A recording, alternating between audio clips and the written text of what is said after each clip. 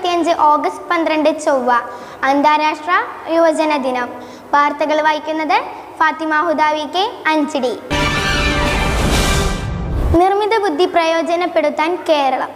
ഫയലുകൾ സൃഷ്ടിക്കുന്നതടക്കമുള്ള ഭരണകാര്യങ്ങളിൽ സഹായിക്കാനായി നിർമ്മിത ബുദ്ധിയെ കൂട്ടുപിടിക്കാൻ സംസ്ഥാന സർക്കാർ തീരുമാനിച്ചു. അതിക്രമം നേരിടുന്ന വിദ്യാർത്ഥികളുടെ സംരക്ഷണത്തിന് പദ്ധതിയുമായി പൊതുവിദ്യാഭ്യാസ വകുപ്പ്. കേരളത്തിൽ പുതിയ 2 ഇനം ഞണ്ടുകൾ കണ്ടെത്തിയത് പത്തനംതിട്ട ഗവയിൽ, കാസർഗോഡ് രാമപുരത്തും. School news. ഹരിത ക്ലബിൻ്റെ നേതൃത്വത്തിൽ ചെങ്ങാതിക്ക് ഒരു തൈ എന്ന പദ്ധതി നടപ്പിലാക്കി.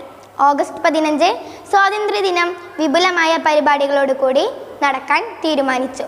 ഇന്നത്തെ വാർത്തകൾ അവസാനിച്ചു. എല്ലാവർക്കും നല്ലൊരു ദിവസം ആശംസിക്കുന്നു. ജയ്.